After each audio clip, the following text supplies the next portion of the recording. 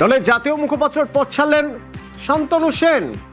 তৃণমূলের জাতীয় মুখপাত্র যে পদ, সেই পদ থেকে তিনি ইস্তফা দিলেন।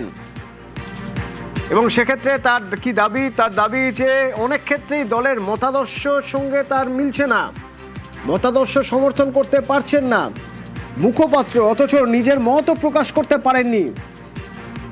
দুর্নীতির সমর্থনে তিনি কথা বলতে নারাজ, আর তাই তৃণমূলের জাতীয় মুখপাত্রের পদ থেকে সরে দাঁড়ালেন শান্তনু সেন।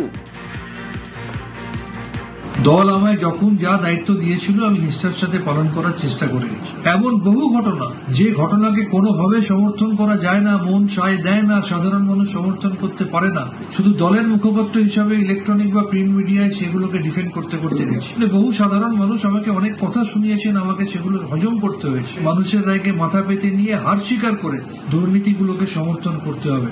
ন্যাশনাল স্পোক্স পার্সনের পদ থেকে আমি ইস্তফাপত্র পাঠালাম। আমার ইস্তফাপত্র গ্রহণ করে বাধিত করবে।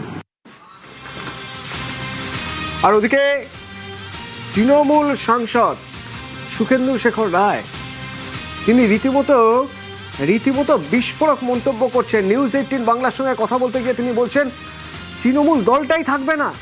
শুনুন। তৃণমূল কংগ্রেসের রাজনৈতিক ভবিষ্যৎ কি? কোনো ভবিষ্যৎ নেই। মানুষ যেভাবে 2011 সালে সিপিএম কে পরিত্যাগ করলো, তখন কেউ জানতো না তৃণমূল ভালো হবে না খারাপ হবে, কিন্তু মানুষ এটা ছিল সিপিএম যাক।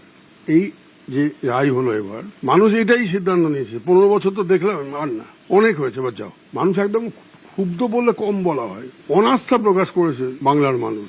তো তৃণমূল দল আর থাকবে না। কেন থাকবে না তার ব্যাখ্যা দিতে গিয়ে তিনি বলছেন দুই পাওয়ার সেন্টারে দ্বন্দ্ব। শুনুন। দুটো পাওয়ার সেন্টার কখনো কোনোভাবে থাকা উচিত না।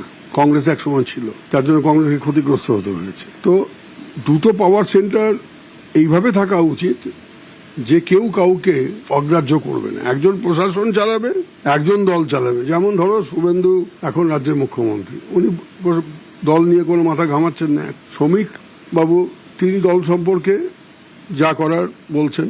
এই যে কনসেপ্টটা, এটা তো ডেমোক্রেসিতে এটাই সবচেয়ে সুন্দর একটা ব্যবস্থা, যেখানে মানুষের কাছে পৌঁছানোর জন্য দলও যাবে, সরকারও যাবে। আর্চিকরের ঘটনা তখন থেকেই স্ফুলিঙ্গ যা দিকে দিকে আগুনের মতো ভিতরে জ্বলেছে।